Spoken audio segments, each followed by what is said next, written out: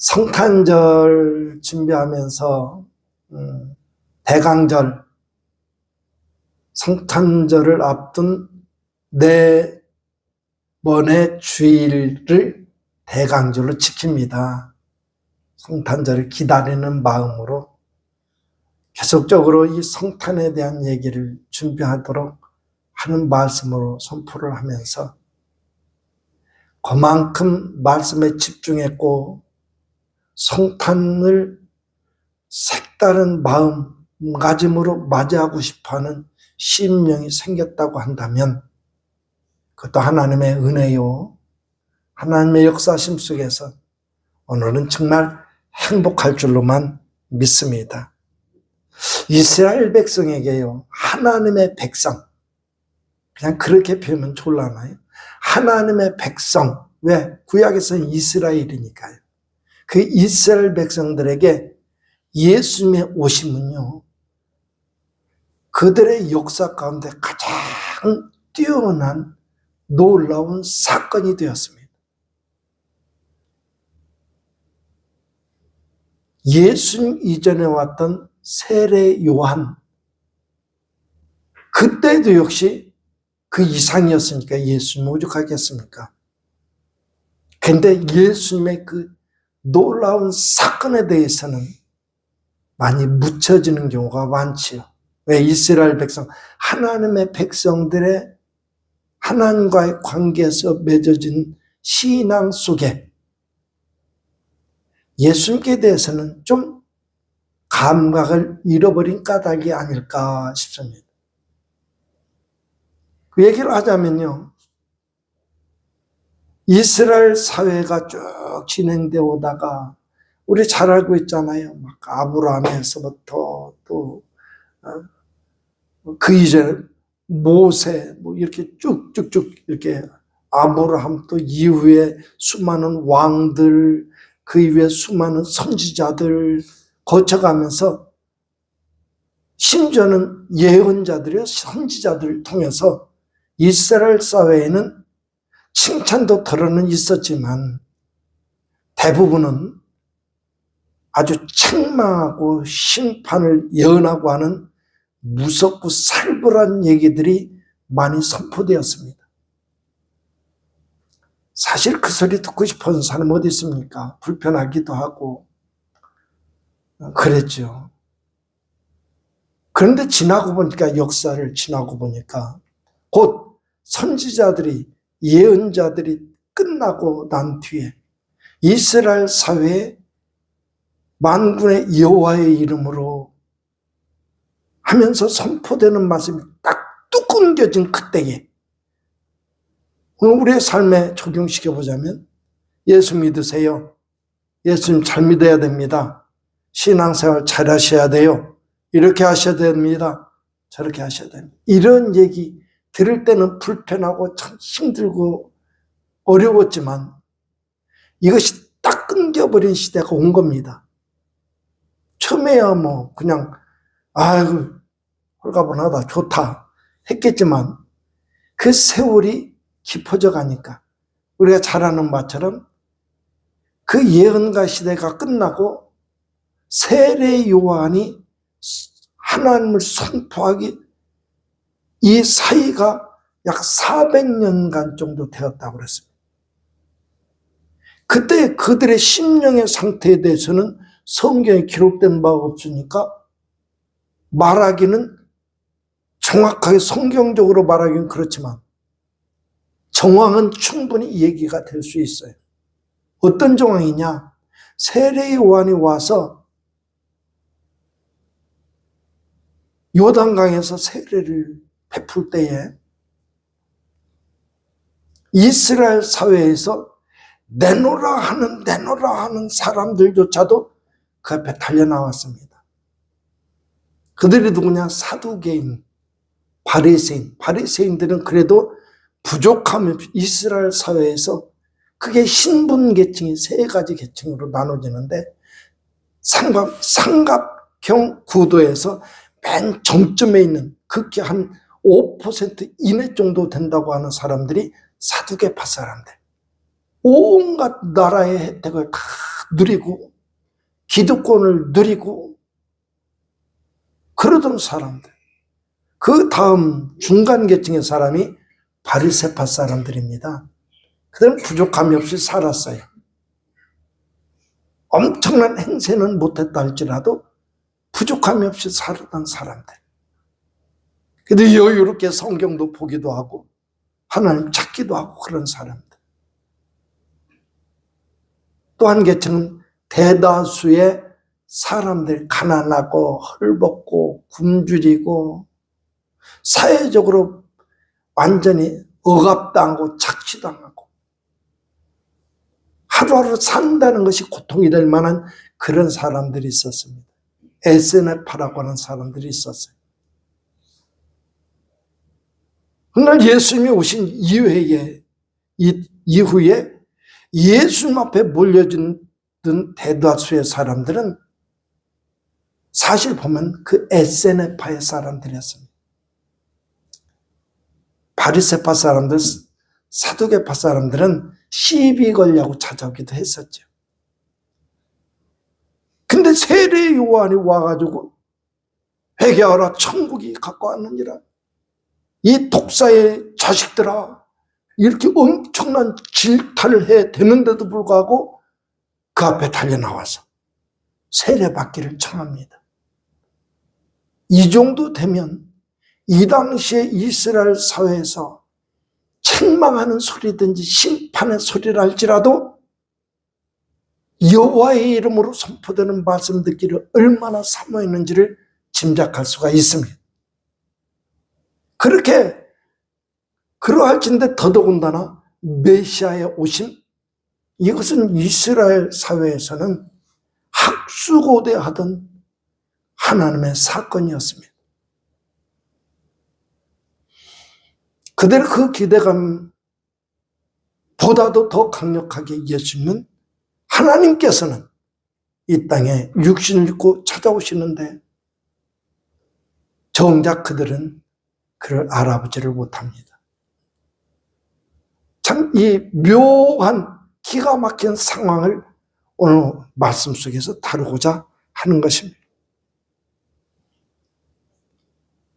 무엇이 문제였었을까? 이스라엘 백성은 하나님의 백성이라고 표현하는 데는 그게 사실이기도 하지만 좀 더 의도가 있습니다. 뭐냐? 이들은 구약성경에 예언된 메시아 그리스도에 대한 이야기들은 누구보다도 더 정확하게 알고 있었던 사람들입니다. 어떻게 보면 다시 오실 예수님을 기다리는 이 지금 상황 속에서 오늘날의 그리스도인과 같지는 않을까 하는 이런 비슷한 유형적으로 비교해 보기도 합니다. 근데 그들이 하나님의 말씀을 누구보다 더 잘 알던 그들이 메시아를 알아보지 못한 겁니다. 참 희한한 일이죠. 결국 무엇이 그런 문제를 발생시켰는가 할 때에 저는 그렇게 진단하는 것입니다. 지식적으로는 다 알고 있었다 할지라도 신앙적으로는 준비되지 못한 자들이었다. 신앙적으로는 메시아를 만날 만한 준비되지 못한 자였다. 그러면 준비는 무엇으로 해야 되느냐? 이 소리에 대한 대답이 금방 내려지겠죠. 주님께 대한 예민한 감각을 가지고 한마디 한마디의 말씀도 놓치지 않고 신앙 세계 속에 만들어진 질서, 신앙생활이라는 일정한 틀을 가진 삶의 형태가 있잖아요. 예배드려야 되고 기도생활해야 되고 이렇게 대사회적으로도 내 자신을 하나님의 사람으로서 반듯하게 보여지는 그런 삶이 되겠죠. 그런 삶 가운데에서 이것이 그냥 꼭 그렇게 살아야 되느냐라고 무관심하게 흘려버릴 게 아니라 내게 요구하시는 하나님의 음성을 그런 속에서도 찾아보는 것입니다. 성경에 있는 말씀도 마찬가지거든요. 어떤 이들은 그런 소리 하더라고요. 성경 속에 있는 이야기를 얼마나 믿으세요? 다 얘기는 못해요. 어떤 사람이라는 소리를. 제가 부끄럽기 때문에 그래요. 제 얘기는 아니지만. 동정녀 탄생이 믿어지느냐? 별 기가 막힌 소리까지도 다 들었어요. 대학 교수의 입에서. 이런 속에서 우리는 어떻게 대답할 거냐? 적어도 하나님께 대한 감각이 예민해지고 하나님이 하시는 사역을 충분히 신앙적으로 아멘하고 아멘한다면 꿈꾸며 소망하게 될 겁니다. 왜? 하나님을 전능하신 하나님이라고 믿는다면 우리 삶에 부대끼는 여러 가지 환경까지도 거의 다 대입시켜서 주님을 기대하지 않겠습니까? 그런 가운데 말씀을 보게 되면 아무리 이게 옛날에 신화 속에 있었던 이야기든 똑같은 이야기가 발견된다 할지라도 결국 그런 대답을 하지 않겠습니까? 이 이야기의 주인을 본격적으로 성경이 말하는 바는 뭐냐?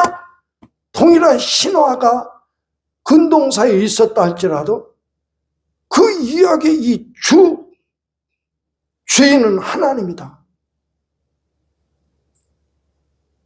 하나님의 것으로 인정하는 태도가 발견되지 않겠냐는 거죠. 오늘 사는 우리의 삶의 현장에도 그럴 줄로 믿습니다. 이것이 준비된 신앙의 모습이다. 범사에 하나님을 인정하는 태도요. 다시 오실 예수님을 준비하는 우리의 바람직한 태도다. 이렇게 소개를 해드릴 수가 있다라는 말입니다. 그래서 말씀을 중심으로 몇 가지 쭉 살펴보는데 크게 두 차원. 준비된 자와 준비되지 못한 자. 그분의 생각해 보는 거예요. 태초에 이 주님 초림 때에 처음 오셨을 때 그때 준비되지 못한 자의 모습을 한번 살펴보자. 그럴 때 성탄절이면 등장하는 마국간으로 오시는 예수님을 영접하던 그 성극 많이 떠올리게 될 겁니다. 그 성극 속에서 나오는 못된 사람의 유형, 여관, 주인, 있을 곳이 없다고 내쳤던 그 주인, 왜 이 사람을 실제로 여관이 머물 곳이 없을 수가 있어요. 사람이 부쩍부쩍하니까. 근데 사람이 방이 있어야 내드리든가 말든가 하지. 무슨 방도 없는데 정상적으로 말하는데 왜 목사님은 이렇게 나쁘다고 말합니까? 할 수도 있어요. 이 얘기 한번 들어보세요. 왜 나쁘다고 하는지. 예전에 어떤 목사님, 이제 감리사님이 제 얘기는 아니고 구역회를 하려고 쭉 도는 중에 그런 설교를 한번 하더라고요. 예화를 들더라고요. 교회에서 어린이들이 성극을 하는데 그 장면을 성극으로 꾸며낸 겁니다. 연출을 한 거예요. 그래가지고 여관에 가서 요셉과 마리아 분장한 사람들이 가서 여관방에 머물 곳이 출산일이 가까우니까 머물 곳을 찾는데 여관 방이 없다 할 때에 그때 그걸 지켜보던 어린아이 하나가 그러더랍니다. 우리 집 내 방 있는데 내 방으로 오시지. 무슨 얘기인지 아세요? 연극에 몰입해서 그것을 보다가 그 보던 아이 하나가 우리 집에 오세요. 내 방 있어요. 그러더라는 거예요. 어린아이가 연극인데 연극에 몰입해서 보면서 거기에 흠뻑 빠져들어서 방이 없어서 쫓겨나고 있는 그 안타까운 사정을 보면서 우리 내 방으로 오세요. 내 방 내 방 내드릴게요. 어린아이가 그랬다는 거거든요. 거기 비교해 보니까 그 여관 여주인은 참 나쁜 사람인 것 같더라고요. 이것이 준비된 자와 준비되지 못한 자를 비교할 수 있는 첫 번째 이야기입니다. 두 번째 이야기도요. 마태복음 오늘 보면 4절부터 6절까지 보면 되나요? 왕이 모든 대제사장과 백성의 서기관들을 모아 그리스도가 어디서 나겠느냐 물으니 이르되 대제사장과 서기관들이 이들이 대답을 하는 겁니다. 왕이 물을 때 왕은 설사 헤롯 왕이었으니까 그럴 수 있다고 쳐요. 근데 대제사장과 서기관들이 하는 대답을 한번 보셔요. 이르되 유대 베들레헴이오니 이는 선지자로 이렇게 기록된 바 또 유대 땅 베들레헴아 너는 유대 고을 중에 가장 작지 아니하도다. 내게서 한 다스리는 자가 나와서 내 백성 이스라엘의 목자가 되리라 하였음이니이다. 무슨 소리입니까? 당시의 대제사장과 서기관들은 구약의 예언된 말씀을 알고 있었고 예언된 말씀을 정확히 알고 있었습니다. 왜냐 헤롯 왕한테 말하는 걸 보니까 정말 그들이 기대하던 메시아 그가 온다는 사실을 이렇게 알았고 그 알고 있는 그 알미 신앙이 되었더라면 여기서 이 짓 안 했을 겁니다. 그곳으로 달려갔지. 베들레헴으로 달려갔지. 할렐루야. 이게 준비되지 못한 자의 모습 중에 하나로 두 번째로 꼽는 것입니다. 그 또 하나는 본문 7절하고 뒤에서 16절도 보는데 이 헤롯이 가만히 박사들을 불러 별이 나타난 때를 자세히 묻고 이 헤롯이 박사들에게 속은 줄을 알고 심히 노하여 사람을 보내어 노했던 것 그리고 사람을 보냈다고 하는 것 좋습니다. 베들레헴과 그 모든 지경 안에 있는 산의 아이를 박사들에게 자세히 알아본 그때를 표준하여 2살부터 그 아래로 다 죽였더라. 지금 헤롯이 동방 박사들한테 가서 자세히 묻고 알게 될 때에 나한테 알려줘라. 나도 가서 경배하려고 한다. 정말 그 마음이 진짜였더라면 말하지 않은 것에 대해서 노할 수는 있지만 그렇다고 그 시기에 태어난 아기를 다 죽입니까? 참 어처구니 얘기지요. 사랑 우리 성도들 신앙은 거짓말을 못하더라고요. 오늘 사는 우리들도 있잖아요. 하나님을 향한 사랑 고백은 얼마든지 할 수 있습니다. 사랑합니다. 감사합니다. 근데 그 고백이 진짜가 되기 위해서는 삶의 내용도 그렇게 만들어져야 돼요. 하나님을 사랑하는 사람, 하나님의 은혜가 너무너무 커서 감사할 수 있는 사람, 이런 태도를 가진 사람이 하나님의 교회를 위한 태도가 생겨나지 않는다? 이것은 엄청난 문제가 되겠죠. 나의 삶이 하나님의 교회를 위한 것이고 할렐루야. 하나님의 교회를 위한 것이라면 나 하나쯤은 그냥 뭉개져도 좋다고 하는 사고방식이 생겨나지 않겠습니까? 지금 저는 메시아가 오실 때의 준비됨에 대해서 말하고 있습니다. 곧 준비되지 못한 자의 모습을 말하고 있는 것입니다. 왜 다시 오실 것이기 때문에. 그때까지 우리는 이 기회의 시간에 충분히 준비된 자로 서야 되기 때문에 그렇습니다. 근데 이 사람 지금 소개된 몇 사람은 준비되지 못한 사람들이었더라 라고 하는 것입니다. 반대로 준비된 사람들이 있습니다. 그 사람 가운데 맨 첫 번째 저는 이렇게 꼽았어요. 동방박사들. 지난번에도 언젠가 말씀드렸던가요? 지금 대제사장과 서기관들은 예언된 하나님의 말씀을 다 알았어요. 정확하게 알았어요. 그런데도 그들은 여전히 헤롯 궁에서 메시아의 오심에 대해서 적어도 감이 먹고 싶으면 가을철에 감 익어서 떨어질 때 되면 감나무 밑에 입이라도 벌리고 있어야지. 그잖아요. 그런데 전혀 다른 곳에서 오실 메시아와는 상관없는 태도를 보였던 그들과 비교해서 동방박사들은 적어도 말씀에 대한 지식이, 메시아에 대한 지식이 있었던 사람이고, 그에 따라서 메시아의 오심을 나타내는 별을 관측하고 있었고, 그것을 나타내는 별을 보고 알아보았고, 알아볼 뿐만이 아니라 그들의 이 태도를 딱 철수시키고 이제 별을 따라 나선 겁니다. 그 모진 길을 거쳐서 예루살렘에 도착했는데 정작 별이 사라졌어요. 근데 무엇이 그랬나?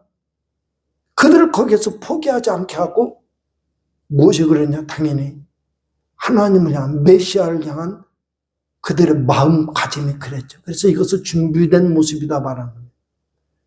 이것저것 헤매면서 묻고, 심지어는 헤롯궁에 가서도 묻습니다.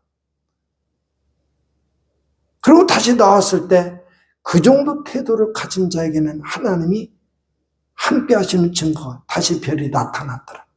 아기 예수가 있는 그곳 위에 머물러 있음을 보고 가서 경배하고 예물을 드리고 말씀을 보니 가장 기뻐하고 기뻐했더라. 이게 준비된 자의 모습입니다. 준비된 자의 모습. 뿐만 아니라 저에게 준비된 건 많은데, 우리 누가복음에 나오는 제가 너무너무 좋아하는 사람, 시므온이라고 하는 분. 성전에 살면서 성전 중심으로 사는 것, 메시아의 오심을 기다리면서 주님과 관계 맺어갈 때에 성령이 임하셔서 말씀하시는데 메시아를 만나게 될 사실, 그래서 담대해져서 더욱 기다릴 때에 어느 날 전혀 계산에 없던 그날에 일상처럼 성전을 찾고 있을 때에 한마디 한마디 표현을 주목해 보세요. 일상처럼 찾게 될 때에, 관례처럼이니까, 관례대로니까 아기 예수의 부모된 요셉과 마리아도 관례대로 아기 예수를 데리고 성전으로 온 겁니다. 거기서 드디어 만나게 된 거죠. 그때서 비로소 아기를 안고 하늘을 우러러 하나님이 나를 도와주시는도다.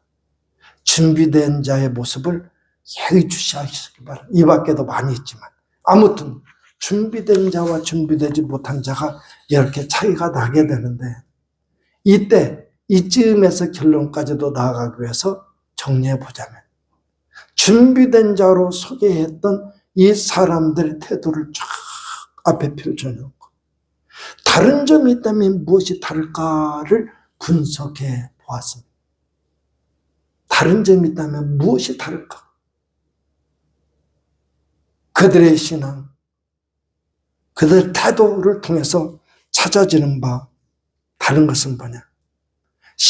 조금 전에 말한 시몬이라는 사람과 그 뒤에 나오는 안나라고 하는 여선지자의 모습을 보면 그들이 하나님 앞에 준비된 마음으로 메시아를 만났을 때 그들의 그 기다림들은 그들의 삶의 찬양이 되었더라.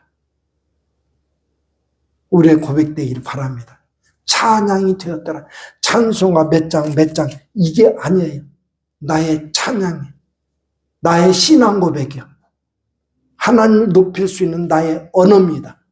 누구도 흉내내지 못할 나의 언어가 되어든 것입니다. 우리 정상교 성도들은 그런 신앙의 언어들이 가득하기를 축복합니다. 뿐만 아니라 동방박사를 보든지 또 빈 들에서 양을 치던 그 사람들이 천사의 이 소식을 들었을 때든지 볼 때 그들이 하던 일상 가운데 그 사실을 대했을 때 그 삶이 그 자리를 향해서 움직여 가더라고요. 두 번째 태도입니다.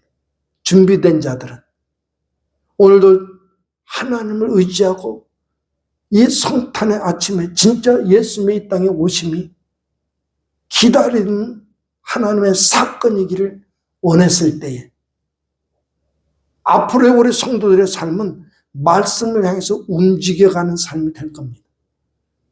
어제보다 오늘이 주님께 더 가까워지고 오늘보다는 내일이 더 가까워지고 할렐루야.